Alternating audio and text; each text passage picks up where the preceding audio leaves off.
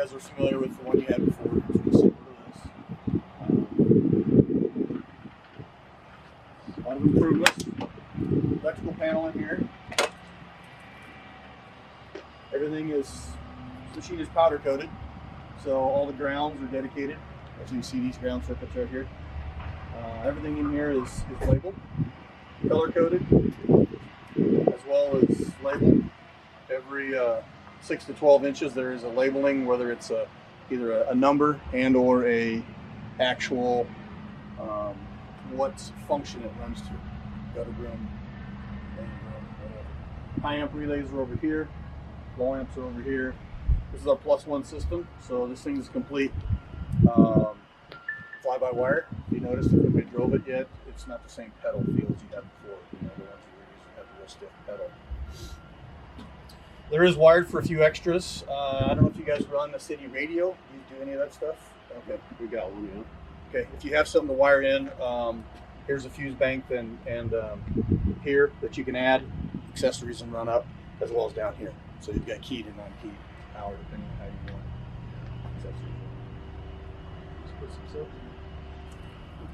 It does have a pretty nice stereo. It does. Yeah. It is. This one also does have a Bluetooth, so it's Bluetooth capable and wire and hands-free. So it's got a speaker, so it's and it's quiet. Obviously, all that's yeah. Gutter broom setup is same like you had before. 12 segments. So they come out with a single pin. You guys have changed those. Familiar with that? No. I've seen them do it, but yeah. Okay. There is a tool that comes out of the. So you're going to release that clip, and then this broom will come out. Okay. So you change them out. They sit in here, and then there's this piece we're sliding right here. Slides in here and secures the broom in. There's 12 segments. You get a box, you get 12 of them. Obviously, all the way around. The last one is kind of the toughest one because you've got to feel on both sides.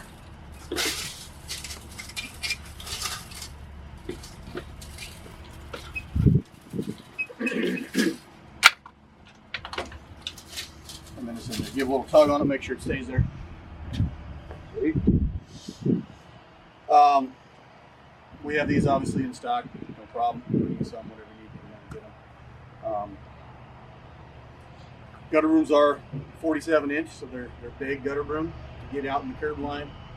The tilt is done right here off of the electric motor. That's there. That's it's in the cab. I'll show you the function on that. How we're running left and right. The talk a little bit about greasing. That's more of that is on the other side, but you'll see a lot of the plugs, the little red caps on these grease fittings. The main ones, the daily ones, are remoted out, so you'll see those on the other side. We've got some back over here, but there is a few that are weekly, as we'll call them.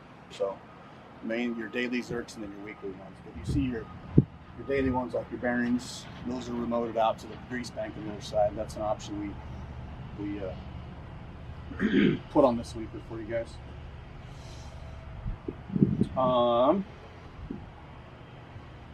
Main broom.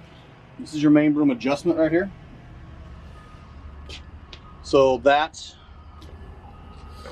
what your main broom is. The weight of your main broom is what makes the down pressure. Okay, these springs over here work against the weight of the broom to lighten the pressure, if you will. So you'll tighten this to increase the pressure. You'll loosen this or back this off to decrease the down pressure. So what we're doing is we're just working against these two springs. That's what's happening with the down pressure. Parking brake. Whenever the engine's off or you're in park, it applies a parking brake. This is real similar to like a truck brake, spring brake. That's what this is. Gigantic spring in here. Hydraulic piston over here releases the parking brake. You don't ever take this apart. It's not serviceable. It's a replacement part if it ever starts leaking. Towing procedure, since we're right over here. This turnbuckle, if the engine dies or something happens and you have to tow it back to the shop or get it somewhere, that is the first thing that has to be done. You have to release the brake here, and then you release the torque hooks. So if you unbolt these right here, flip this over and rebolt that, it releases the torque hub from the hydraulic motors, and this thing will freewheel. Make sure somebody's in the cab, obviously, or you have the wheels chocked, because it will freewheel once you remove the parking brake. And that you'll still have service brakes. You'll have steering as long as it's not a assisted steering. It's going to be hard to steer, but you will have steering as well, and you'll have brakes, non-assisted brakes. But only in the case of towing if you have to, obviously. There's a procedure on that in the. There's a little small book. I don't know if you guys looked at the books at all. Not yet. Okay, we can go through that. Greasing over here. You got 2 down here and 1 here. So we've got three points of lube here. We've got the bottom of the cylinder, top of the cylinder, and the hinge pin for the hopper. Those are all done right there. You're not getting on a ladder. You're not climbing up. It's the nice thing about the Global. Most everything is right here. It's in the strike zone, as they call it. So between your, basically your knees and your chest, you're not stooping, bending, going underneath to service this machine. Here's all the major hydraulic components as far as your broom functions. We've got the hopper lift, the broom operation, all of the different functions that we're going to be doing, rotating the brooms, lifting and lowering the brooms, all that is done back here. You'll see a lot of commonality between coils. So down the road, ever have issues, we can flip-flop, swap those kind of things to see if we have where a problem would be if we have a problem. Also have a little LED lights back here that correlate to what function. So as you energize a function in the cab, you get a light back here that's going to come on, that's going to tell you that function is, left gunner broom is rotating. If there's a fault, you're going to see it back here too. That's going to light up back there, so there's a fault in that circuit. It is a CAN bus system, so it will tell you, alert you there is a fault. Whether it's somewhere in that circuit, so then we can diagnose it from there. You need a ladder, Terry? Dave, be quiet. Back here, engine compartment, obviously. These are your dock bumpers. So I don't know if you guys back to dump trucks and unload, or do you just dump on the ground? Dump on the ground back here. Okay. What this is for here is to back up against the dump truck. So say you're picking leaves and you're other end of town and you want to tee up to a dump truck, and then you come to the side of it. Meet in the intersection works pretty well typically. You'll back in the side of the dump truck. These are you can move these, right? So right here, here's a set of holes. Here's a set of holes down here. So if it lines up with the frame of your dump truck, wherever, so you can, if you do bump into it, rear facing camera, so you can see yourself right up against it. Obviously, it's the load right in the truck. Save you from driving back to the shop. Leaves is pretty typical. Just for that simple fact, so you don't miss a spot on the dump truck or something. These are shipping hooks or shipping tie downs, but typically nobody removes them. They leave them on there just for the simple fact if you ever get stuck, something happens like that, you need to tie on the back of it. This is a Cummins engine, approximately 135 horse.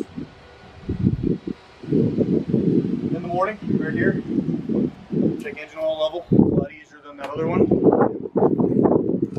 This seeing how it is over 75 horsepower. We do run DEF systems, so back here. Fuel's on the other side, we'll show you that. Air cleaner right here, so for service. The radiator does swing out.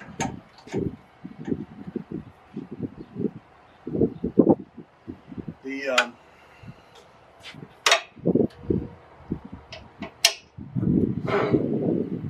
get to the front of the engine, the fan, you can blow out the radiator, wash the radiator out, low pressure only, guys, no hot seat, you don't want to bend the fins, you use just a guard nose, wash the radiator out, wash down the engine, all those components back here. Water pumps are back here. There's a purge back here. A lot of times if it sits over the winter, after you get leave it inside, it'll stay, it'll be okay. So it's Why I want to drain it anyway, just so it is, in case the power goes out. Sure. It goes down our main lift. Well, that's where we kept the last one. This one might stay up here, but I guess it depends on how much room we got. Well, if you blow the system out, clean the system out, you know, that type of thing, then sometimes you're back here purging this, and that's what this little toggle switches over there. Get the water purged out. Sometimes when we haul them, that'll happen. You get a. So you can wash down the inside of that? You can wash this down. So a couple things happen when you open this door. A, you can't have the engine running. Right. It'll shut the engine down if you open this door. Okay. And B, it also won't let you crank this engine. So somebody goes inside right now trying to crank it. There's safety switches.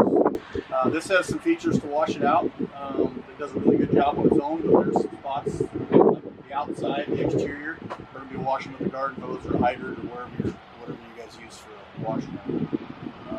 And this is an area, yes, for washing it. It's not something that you're going to want to jump in here, you know, with the hot engine right away. You're going to finish up back here. All your after treatments, all this is this exhaust side, emission side up top. How do you drain it? The water tank? Yeah.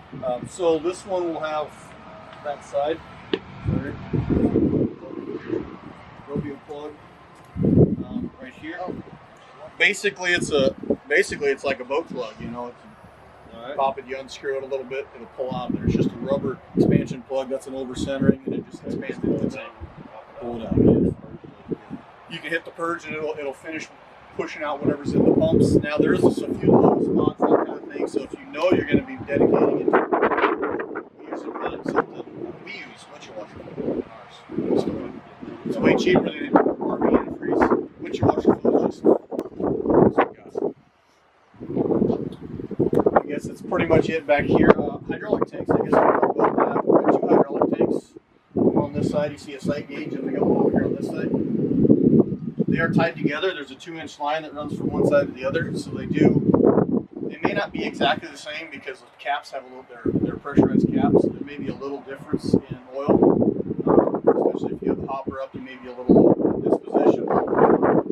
We should see oil in for sure one side. You may not see it in both sides. One side of turn to the other. Certain features do draw from over here on the drive circuit, turn over here. So sometimes we get a little bit different. But as long as you see some oil, at least one side. Water tank is completely wrapped around the back side of this thing, guys. This whole area back here. This is the poly water tank. That's why you'll notice there's a couple stickers on the sides that says "Do not jack" or "No jack." This is a hollow compartment with a poly tank in it. If you stick a jack underneath here, you're going to crush it. That's why we have jack pads here and over here. We have a flat tire.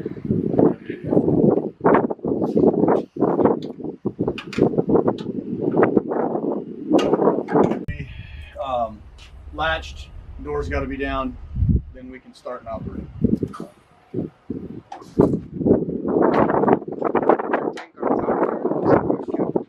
That is the overflowing coolant. That is the one and only tank surface item.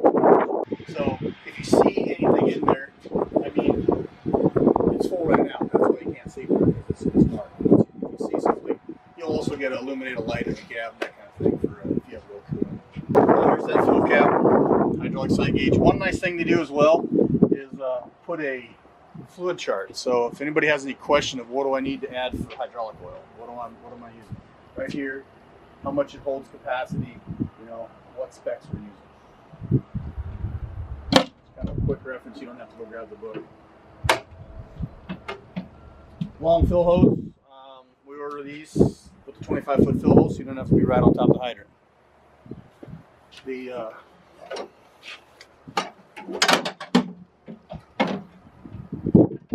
you're up to the hydrant, you've got a valve right here.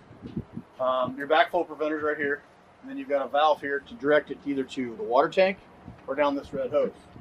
Once you send it down the red hose, that's the flush out system. You've got another valve right here, whether you're going to send it up this into the hopper or down below, and we're going to wash out the elevator. So that's your automatic washout or your clean out system. So you'll need to be hooked to a hydrant.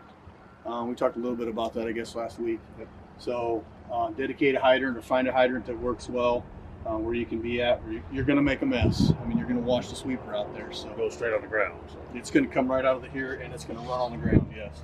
But it does a fantastic job of cleaning the inside of the majority of the sweeper. Then you'll walk around and do your exterior cleaning. Here's that. flush valve. Either sends it up or back down here. Over here is another set of grease banks. The 3 that you had on the other side. There's the lower pin, the upper pin, and then the upper hinge point. The second one here is for this little guy, right here. So this unit is different than what you've had before. This has a load leveling wheel. So a couple things have changed. The elevator has been slowed down to accommodate. So the old system, what you had to do is you had to run the elevator fast in order to throw the load to the back of the hopper to fill this hopper. We've slowed the elevator down, and this wheel is a 3-bladed wheel. It spins. It's a high speed, low torque, so it spins very fast. You throw the material. Basically, the elevator just lays it on there, and this load leveling wheel will throw it all to the back and fill your hopper completely full.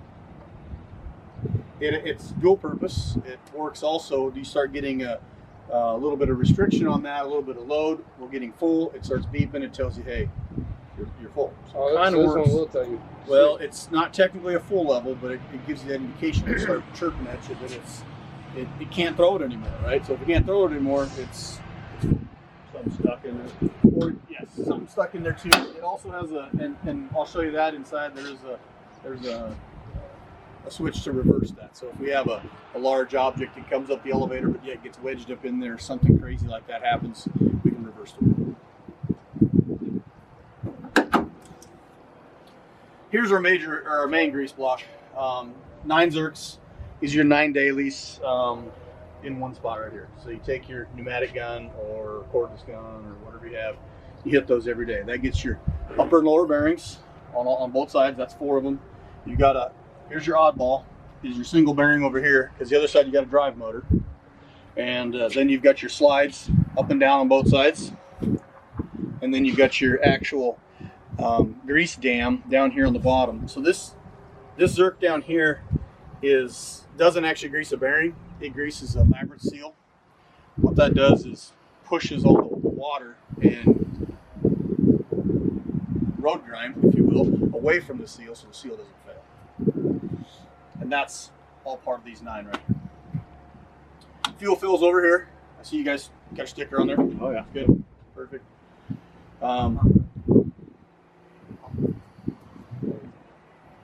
Is it regular number 2? Yeah, yeah, just regular number 2. You can run off-road fuel in it. Yep. That's what we supposed to be using. Yep. That's fine. Components left to right. The gutter brooms, they're identical, guys. So everything over here fits the other side. They're exactly the same. So you got your tilt motor, 12-segment broom, just like we changed out over there. One last grease block over here. This greases your front end up underneath. You've got a front bearing, a front turn in, a front steering link. That greases you right there. Cab is a little bit bigger on this unit than what you used to. So it's got a window back here, a little longer cab.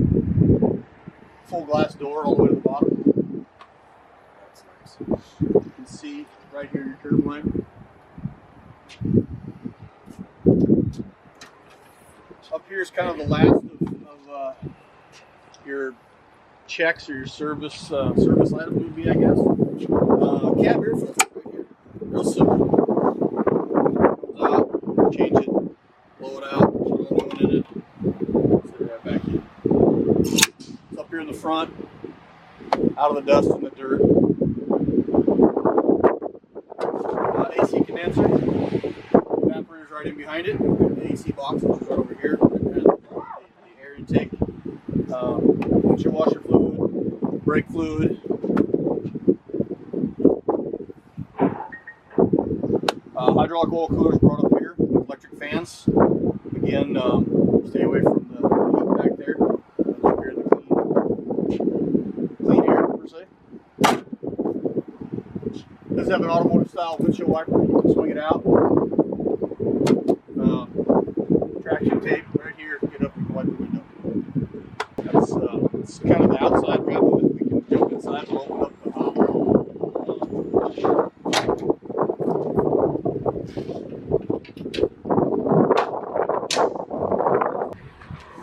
Yeah, if you want to jump in it, make sure to run it up. There's buddy seats, more of a training sequence with this, guys. It does come off. If you don't want it there, there is underneath this is a little storage box with a lever in the back. You flip it, that'll tip forward. Put your lunch bucket in, whatever. Throw a few things in. Behind it, there's your water control valves. So we've got 2 water pumps that were back there in the back. They're each 3.5 gallon a minute.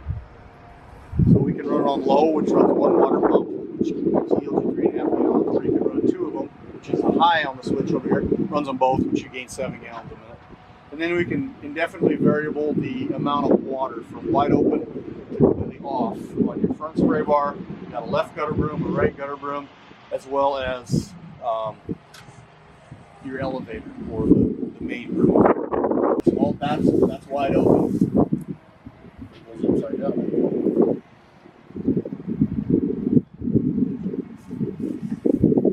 Yep. Seat there is fully adjustable. It's an air ride truck seat. That is. So it looks like it's probably flat on the ground. So when you go to turn on, the water, do you want to shut the other ones off that you're not, like the hopper one, for example? You'll probably leave that one on, leave the hopper one all the time, the front one on all the time, and the right-hand gutter broom. And it just depends on how wet it is. If you're not using the left side, you're not going to run the left gutter broom. Right. But you do want to leave the hopper one on. We use that one on. If it's not, you're going to watch your dust. You're controlling dust. That's what you're after. Right. Okay. So if it's really dusty, really dry, you get a morning that it's wet or a little bit of a even not necessarily rain. The streets, you need to run maybe very little or any water. But up in the elevator there, it helps with the elevator system. Keep all that. Just the elevator turn it on and off. No, that's just control the flow. On and off, turn on over there. So you have it on and off, and then you have a flow control back there. Yeah, there should be a switch down there. But push it in, pull it out. Push it in, should. Yep. But now it's got Yep. running. Oh yeah, you got the key on. There is a master switch on this guy over there in the corner. Back here. Yep. We can we'll all go through. We can look at this, but if that master switch is more for a long storage, guys. Don't just shut the key off and turn the master off. You do have a def system. It has to basically pull the def back out of the def head, put it back in the tank. You'll hear this thing run for a while if you walk around it afterwards. So we don't want to just turn the key off and kill the master. It's not for an overnight deal. It's if you're going to leave it, for a few weeks, or if you're done for the season, that type of thing. So The def has to go back into the tank. the def needs to return back to the tank. So we need to let this thing sit for a while. Turn the key off. If you do want to shut it off, just come back to it a minute or two later, and you'll hear it. It'll quit running, and it shuts down. So. Here's the hydrant wrench. Whether you keep it in here, throw it in the back. Oh, right there's that rod. See that? Usually it's with the hooks. Perfect. So there is a tool here, guys, that for removing the gutter brushes segments. That's what this is for. Fits into here. That is the actual.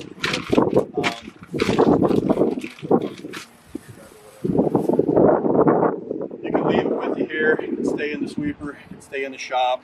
Kind of how it works. Well, you want to fire it up and raise the.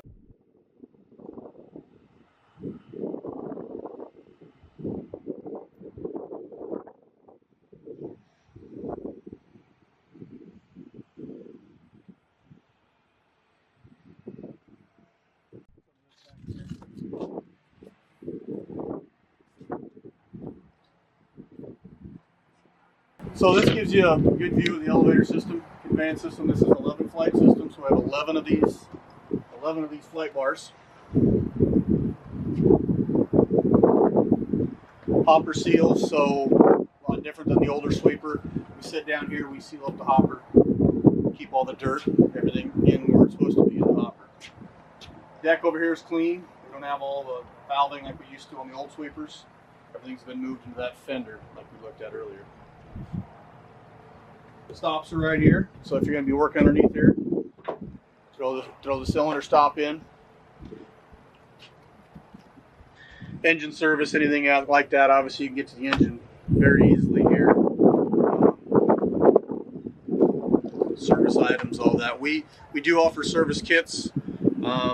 That's totally up to you guys how you want to do that. We will also come up and do it for you as well. So when that time comes, 250 hours is a recommended interval. You can work that out however you guys want. Is there a break-in on this? No, they do not. It's straight 250 hours. It's totally your call if you want to do a 50-hour or 100-hour service just on the engine oil. There is no specifics with that with Cummins Service Global as far as doing an early service.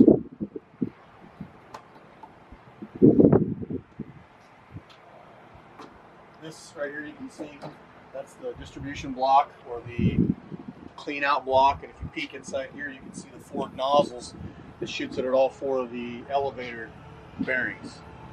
So we're able to see. That's when you turn that valve back down. Correct. When you bring the clean out or the flushing water down this line right here, it comes in here. Basically, it's shooting in the 4 sprockets, the 4 bearings, and that's where you're primarily cleaning the dirt and debris out of. There might be a little bit in the center when we're done, but the majority of that's clean with that. Secondly, it runs up this red line over here. Sneak back here, you can kind of see that red line running up the back. And then if you come over here, you can see a brass nozzle. And that's a full. You can see that brass nozzle on the side there. That's a full cone nozzle that sprays and washes up the entire hopper. Let's also get a good view of that low level wheel.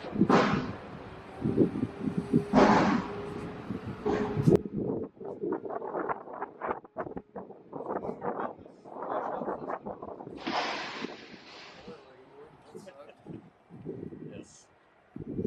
When we run the flusher system here, we're going to have the sweeper running. Body's going to be down. We're going to turn the elevator on in reverse. If you run the elevator in reverse, the main room doesn't run. So we're going to run that in reverse. That way the main room stays stationary. It's not trying to pick that back up. Clean out. Run in reverse.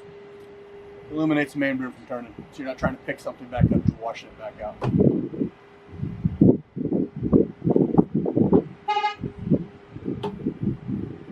Something else you're going to be doing is changing main broom.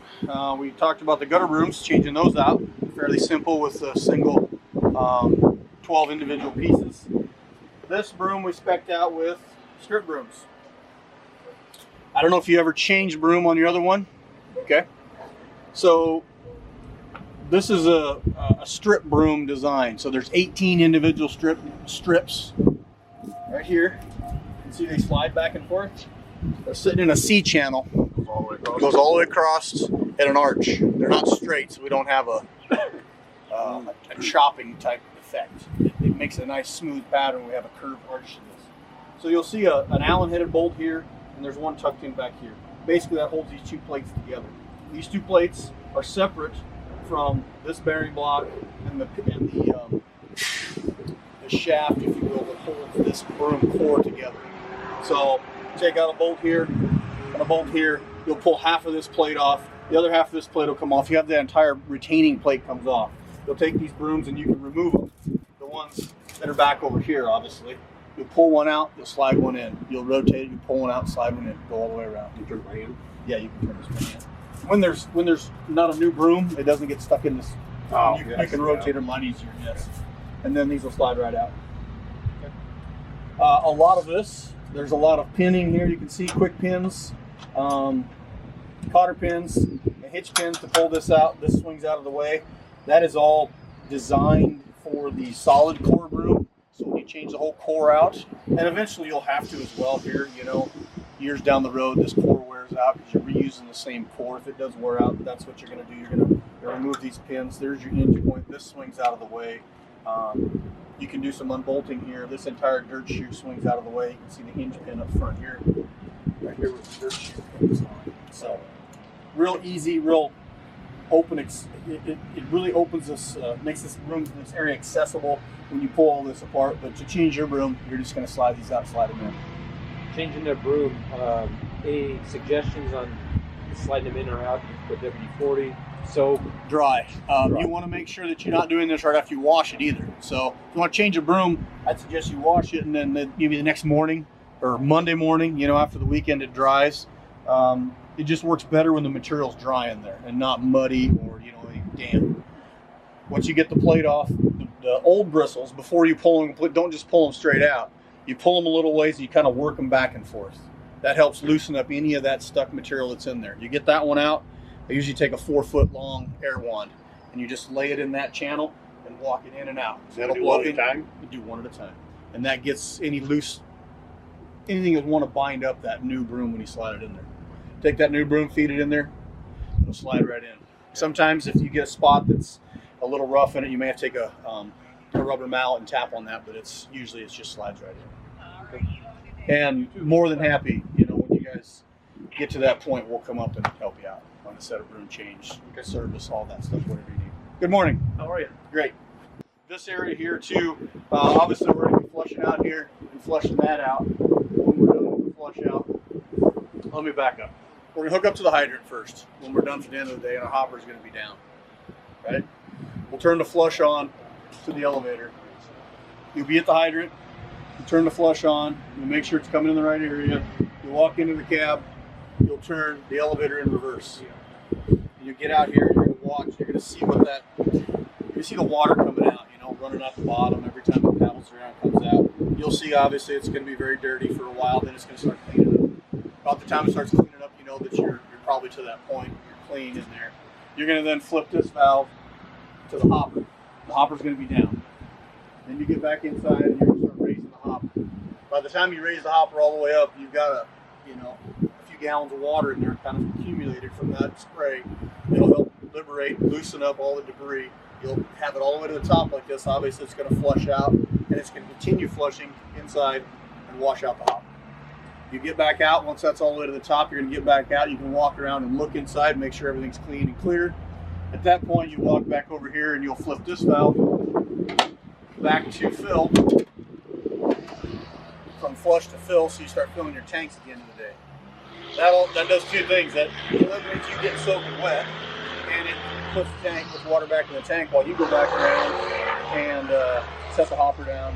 By the time you set the hopper back down, then you get your hose out, whatever you need. If you're going to use it, you're going to wash right there. And once this is full, you drive back to the shop here and you finish washing however your final cleanup's going to be. What about winterizing that red hose? There's no winterization to that. It all drains down and it comes out. We're good here. This guy's okay. The water tanks would be the ones if you're gonna the pressured water system, the sprinkling water system, we'll call it. This does have traffic control arrow stick on it, guys.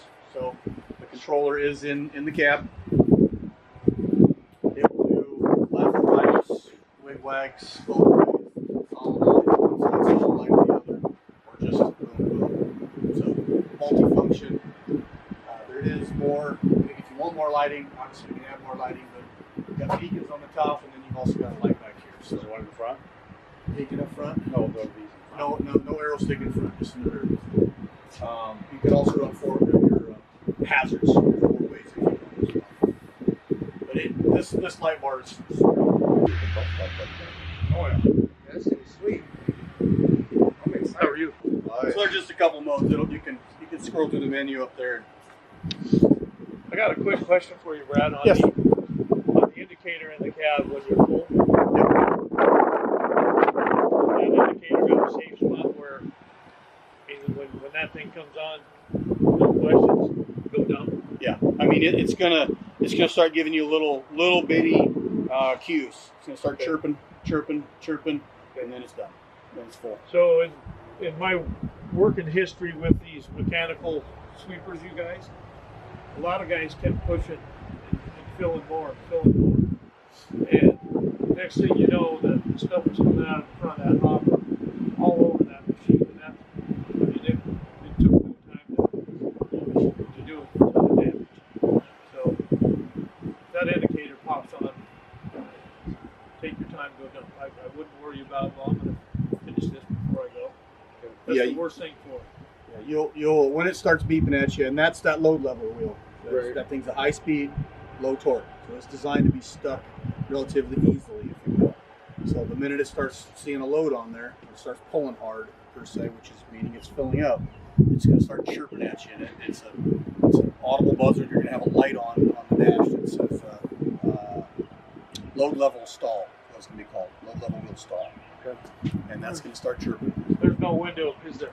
To look in your hopper there's- from the driver's seat. There's a window there, but you have to lift the hopper to see into there because it's closed. So that's why you're relying on that wheel right there. Yeah. That black wheel is the high-speed wheel that loads from the rear to the front.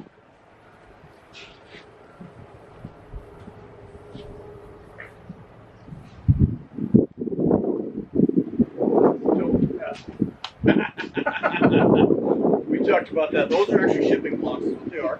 But they are I have nobody that takes them off. They leave them on there.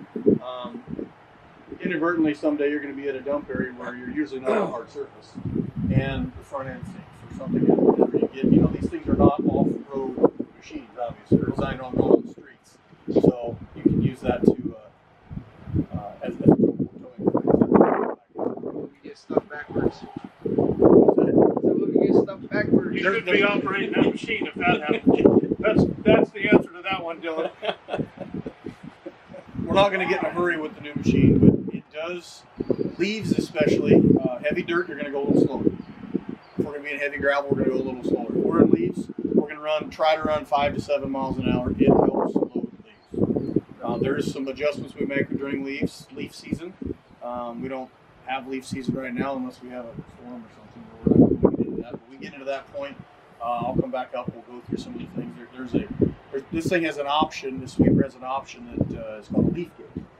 So once we're sweeping, we can open the front end of the elevator. Basically, it gives us extra clearance underneath the machine to get the leaves in and into the elevator conveyance system of the leaves. Oh, okay. Yeah, It opens up the front porch of the elevator, basically. So whoever first victim. It's going to be Jeff. Should be none. Yes. We adjust this tension on the belts with to upper bearings. That's where we start pulling this away from the floor. Gotcha. Okay. How often do those belts have? Those Too often, or just no, as it comes? I'll double check, but the belts, as well as these dirt shoes, have a I'm going to say give or take 1,000 or 1,500 hour Oh, okay. So yeah, good while. lifespan on them per se, and they actually are prorated as far as long as we're running OEM components and there's no physical damage as far as wear wise. The sprockets, the belts, and the dirt shoes have a prorated life that we will be able to replace them for you. I think we're ready.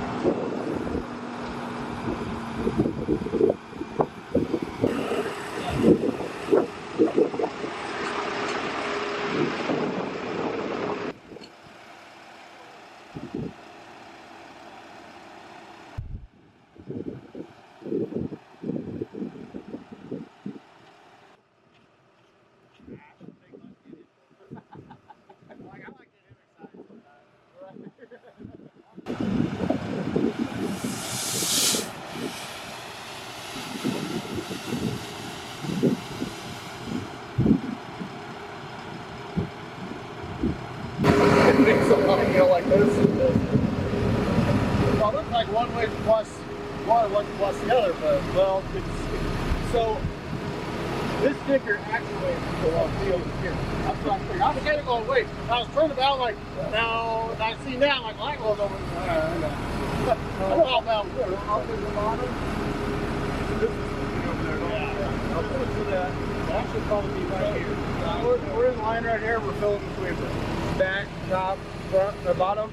Let's go down here. We're flushing the sweeper. Oh, okay. So yeah, Here that we're lines filling up where one. you think.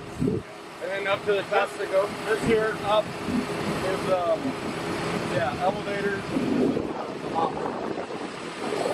But you've got to switch out the valve. Yeah. It's pretty evident the water's going to come roaring out of underneath there. We're flushing.